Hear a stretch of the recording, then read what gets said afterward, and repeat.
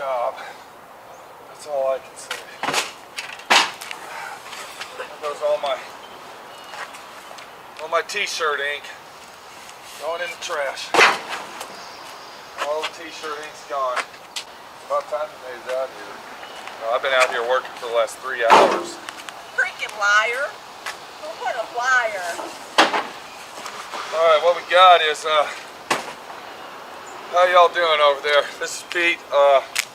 We've been working for 2 days, loading up. I might have Minnie's body shop girl grab the camera if you don't mind. And I'd like all of y'all to notice that everything thrown away was his stuff. He thought it was going to be my stuff. All his crap.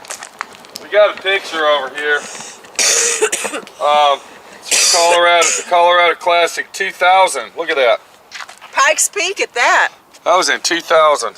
Yeah, 19 years ago. This is the Pikes Peak Raceway. This was my friend Pete's car right here. And then, of course, this was another guy. If you look real close, there's my friend Pete in the background. With Look how young. Street Beast guys. Now, I know he's dead, and I think he's already dead, and I don't know who that is, but these guys are dead, so I'm standing with... Who's that? That guy was, remember him? He was, dang, if you wouldn't have said it, I knew his name. He was like the tech guy. Roger Leeper? No, Roger Leeper, no. And then this guy's name was Jerry. I remember him.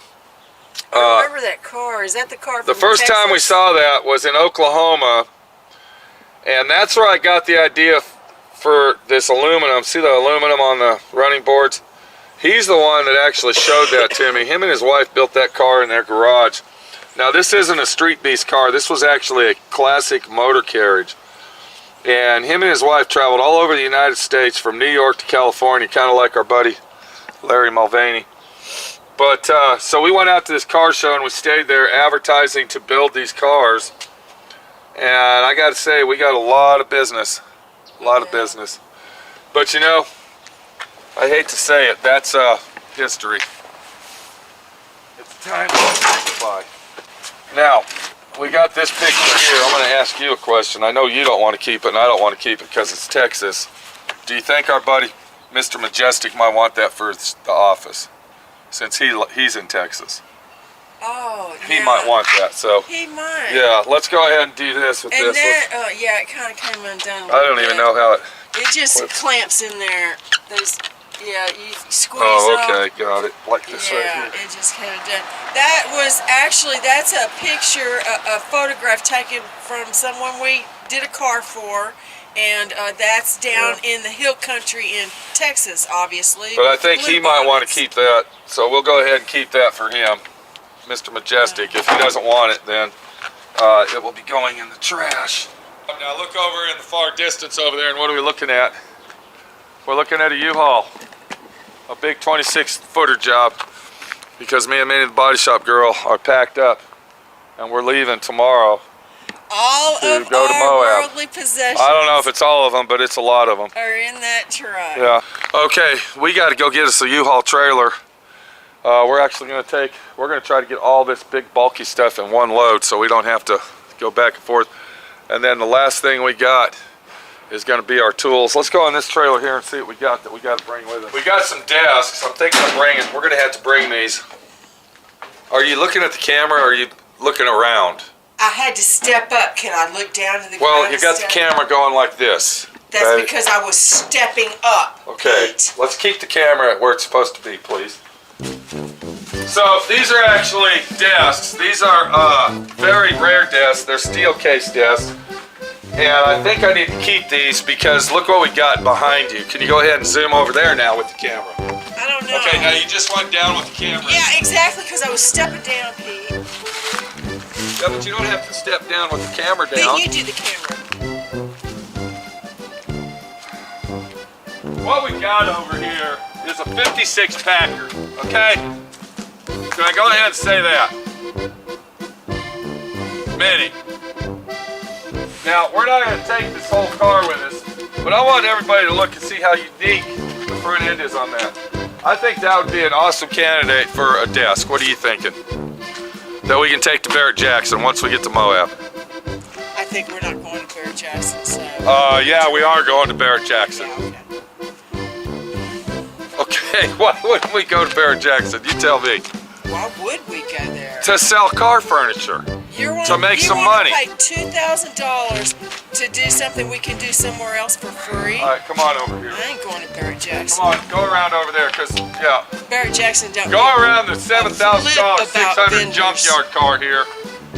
Want to tell everybody about that pile of shit that you got in New York? Back it up a little. Let's go ahead and talk about I was this. going to talk about Barrett Jackson. Let's go ahead and talk about and how Mr. they Majestic's don't give a car. crap about their vendors, and that's why I wouldn't go to their car show. Okay, well, you know, Barrett Jackson's a reality TV show. Who gives a Exactly. shit? Why would you want to go out there and To make some money. But you're not. Yeah, we are. We made money over there. We got a 1967 600. Now I want everybody to know, Mr. Majestic paid $7,000 for this thing. I don't know. I just want to think to And he told Minnie when she went all the way to New York to get this thing, and he specifically told Minnie, do not drag the car on the ground, because you'll ruin everything on the frame. So when Minnie went up there to get it, it took her 3 hours to load it on the trailer. And I want you to look at that. How can you not drag it on the ground when it's in this condition? Oh, it was setting on the ground. I Exactly. had to pull it out of the ground. Exactly. To Exactly. move it. I had to get Okay, the well, I'm trailer sorry, and Mr. drag it Majestic, Mr. Mercedes out guy, of the hole that it was in because it had been sitting there for years. that you bought a car that was already drug on the ground, and then you come over here and give me shit about it. It's my fault. When I specifically told him not to buy it. Over here. Watch your step. You got a muffler dragging on the ground. That didn't come out of that car. Yeah, it did. It's hooked to that car. Is it? Yeah.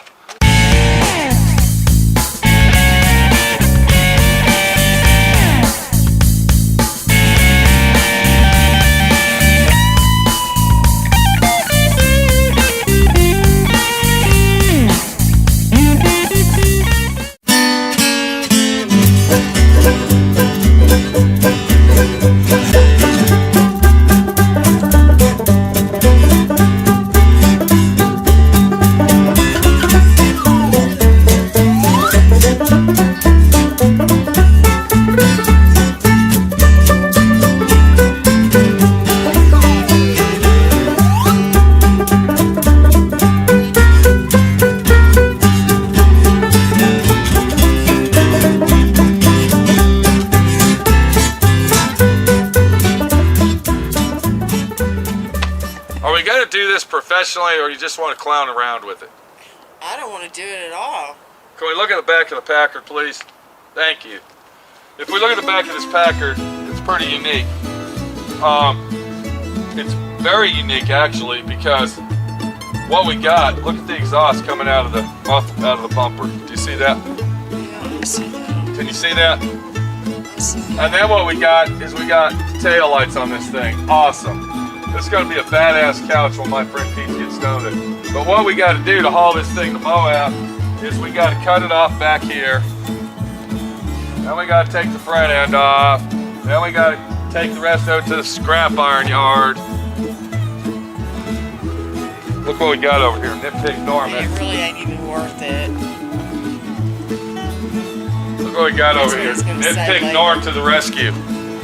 I've been telling him for what, 6 months he needs to get his shit out. Now Mr. Majestic wants to get rid of these trailers, see? Norm ain't working too hard on getting his shit out. Matter of fact, he keeps adding shit to it. Well, Norm likes to buy stuff. So this trailer and that trailer are full of junk. Most of the tires. Can I go ahead and say this? It's trash. Most of the tires are gone though. Come on over There here. were a lot more tires, but most of the tires are Here's some gone. of Nitpick Norm's junk. Oh, Guess what he paid for this? I thought that was Larry's. No, guess what he paid for this? He paid $80 in an auction for this pile of shit. And he said, well, I'm going to turn around and I'm going to sell it and get $500. Yeah, okay, Nitpick Norm. Can we go ahead and start calling Norm Hoarder Norm? Can we do that? This is the container that we had all of our shit in. Now, when I say stuff, I'm talking about house. And we compacted it down. Yeah, we compacted it down to the U-Haul truck. We got a few items left in there. We're not keeping them. Let me ask you this question. Bring the camera over here, camera girl. Kind of put it down here a little ways for people. Can you zoom in on Minnie, Body Shop Girl's project. Are we going to be taking that with us or what? No, Do you even know where it's at? I told you to throw it away a long time ago. Do you even know where it's at? You're looking at the ground here, not at the... You don't want your planner? Okay, we're going to take the planner and my friend Pete will finish it out. Okay, then you can finish it. Because when I was actually working on it and I told you what to do, you got mad at me. I'm not going to... You got mad at me, though. I'm going to start that argument again. But you got mad at me because Yeah. I was just giving you an advice. It's your project now. Okay, here's the car that'll be going to the scrap iron yard. Come on over here, let's show them this. Now, Mr. Majestic bought this car for, I think it was $68,000, and look where it's parked. Now this car here, restored, is worth about $250,000. He buys it for $60,000 and he parks it outside under a tree, okay? And an 18-wheeler that might fall off of these wheels and slide into it and crush it. That's not going to happen. Okay. That's been up there for years. But you see what I'm saying, though. That's not gonna happen. If we had an earthquake or you know, a massive flood, this thing might move. It might. Okay. We come over here in our circle of life. Circle of life, and look what we got.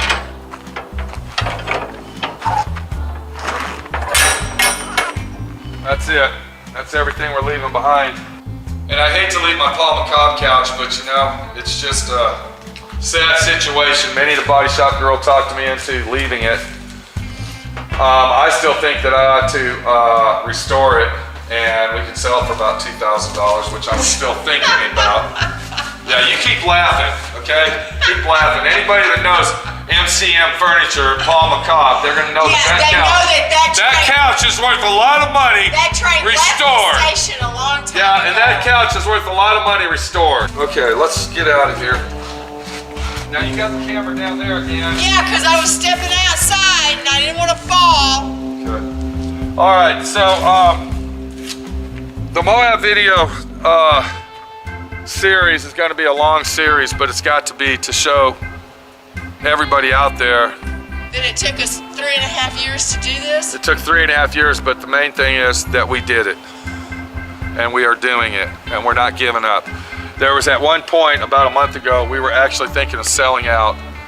And I contemplated, and I said, you know what, I ain't selling out. I started this, we're gonna finish this, and then if it doesn't work out, then we'll figure out what we're gonna do.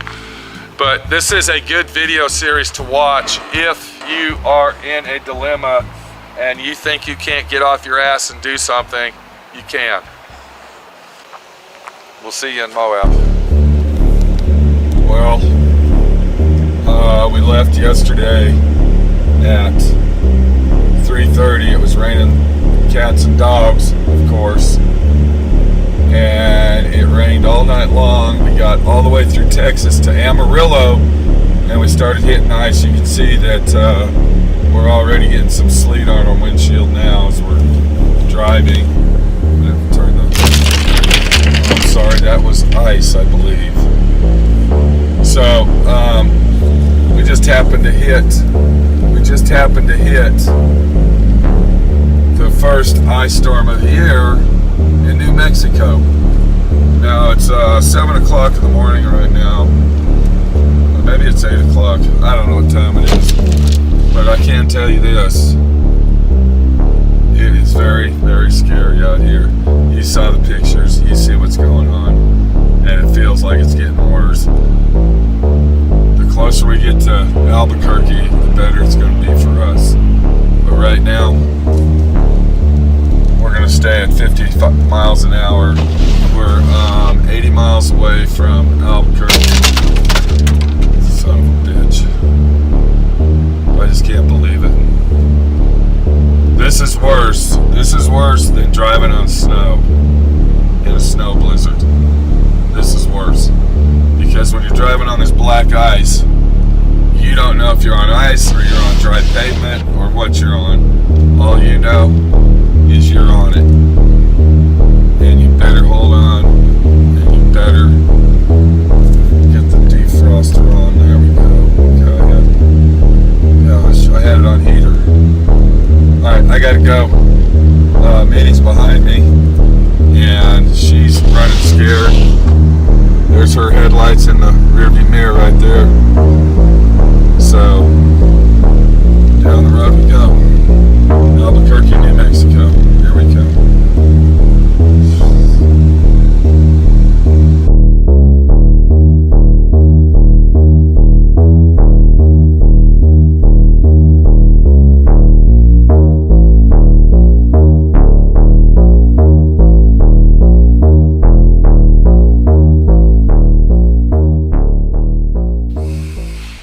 Well, we finally got back out to Moab, and I'm working on the office. What I'm doing here, I just got done putting the Texas tin under the windows. Let me show you what it's going to look like when it's really actually complete. So if we look right there, you can see it's going to look pretty awesome when we're done. Now, I was telling everybody the situation about this metal. And if you look inside the storage room and the bathroom, and of course outside here, it's all brand new. And what I was bitching and complaining about is this brand new shit. I think it looks cheap, it's inexpensive, and it's just downright junk, okay? It reminds me of Texas. It doesn't remind me of the Southwest. But I said the magic word, cheap, okay? It's fast to put up, it goes up quick, and it works. So that's what we got stuck with.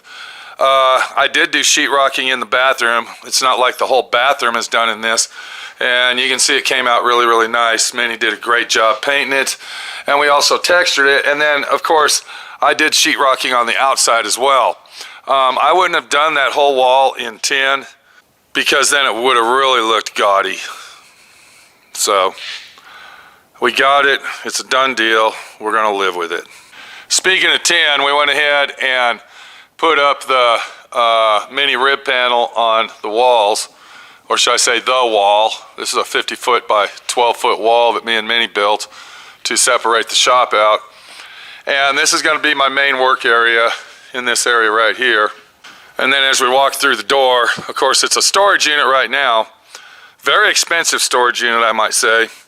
This will be basically the body area and partially paint area. We're going to mount our exhaust fan on this wall over here. And it's going to be in between. If you look up there, there's a screw, and there's another, so it'll be in the center there.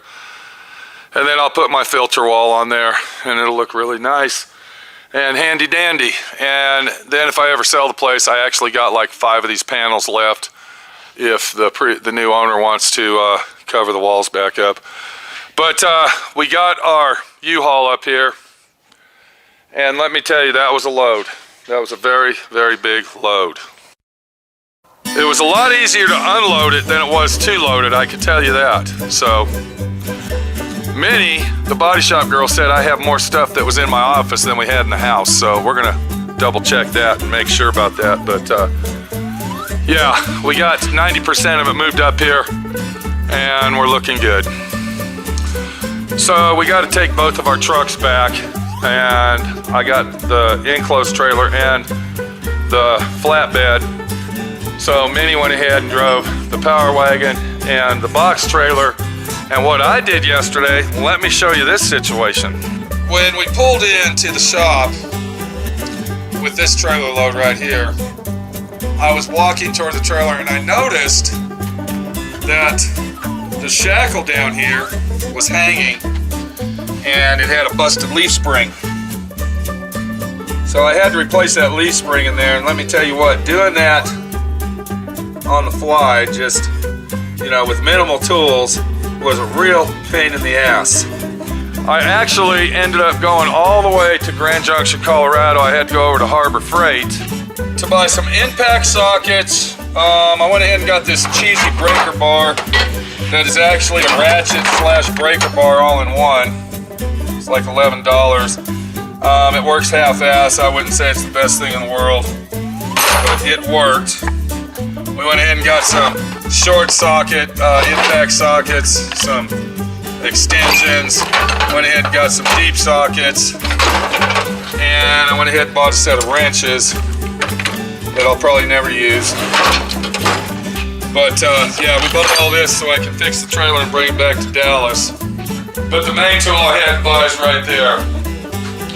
I had to buy an electric 1/2-inch impact. Have I ever owned one of those? No, because I've never used one. The reason it's back in the box is because I will probably never use it again.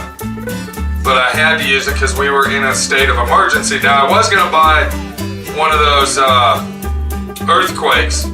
But do you know how much one of them fucking earthquake impacts are? The cordless impacts?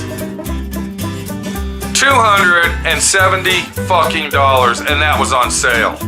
No way am I gonna pay that much for a cordless impact when all I did is use it for about an hour. So the Harbor Freight Special Bauer brand, they claim this is 1050 bolt breakaway torque action on it. Runs at 2600 RPM, worked out to be a good deal. And we'll leave that in the box. So in case of a state of emergency, at least we got something that we can use. So what I'm getting ready to do now is I got to sand some of the tape and bedding that I did, and I'm going to start texturing the walls. And I'm going to hand texture them. Now let me tell you the secret behind texturing, and this is if you're going to go buy a house or whatever you're going to do. If you go into a house and it's got a thick texture on the walls, that means that the tape and bedding job was in and out quickie job. They didn't really take their time. They didn't do a perfect job on it, but it is tape and bedded. If you go in a house that has super clean, straight walls, minimal texture on it, that means they did a great texture job. But let's go in there and get a little of this sanding done. Now this is a wallboard sander, very nice tool to have. But the problem you have with sanding this stuff is it gets all over you. The dust flies everywhere. Let's get in there, start sanding what we need to sand so we can start texturing. So if we look at that area right there, we have a situation. We were putting that piece of sheetrock up, and what happened is it slid out of our hands and hit the ground. So it broke that corner off, and instead of actually cutting a new piece of sheetrock, I just went ahead and patched that up. So that spot right there is seriously in bad condition. And what we'll have to do is we've got to sand that all down where it's at least smooth and kind of flows in. Now we got a couple other spots like that I want to sand down. But the good thing about sanding this versus Bondo is this sands very quickly. I might be able to break it down. I'm just going to smooth it out. Get it done. It's all good. Okay. Might as well get this over here before we go over there.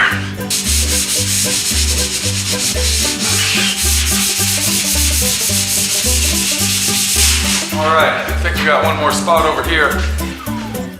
And we're ready to start texturing our walls. So, after I get this done, I can go ahead and actually start texturing. Did I already say that? I got to get the walls textured. And I want to do that first. I want to get all the texturing done that I can, because texturing is a bitch. It's a real bitch. If you notice, all the sanding that I'm doing is where the four corners meet, or should I say four pieces, where they all overlap. And that's usually where the sanding has to be done. It's in this corner. Okay, so you got one sheetrock here, the other one's here, and then there's another one like that, and then you got another one like this, so you got four pieces. So when you got all four pieces meeting, it kind of gets a little lumpy and bumpy. And that's what I'm trying to sand down here. That one looks good, I like that. That really sands it down good, but do you see how quick that is to sand that down using this tool? There's a spot right here. Let me get over there. All right. I'm gonna go mix up my mud, and then we're going to start texturing these walls. Wow.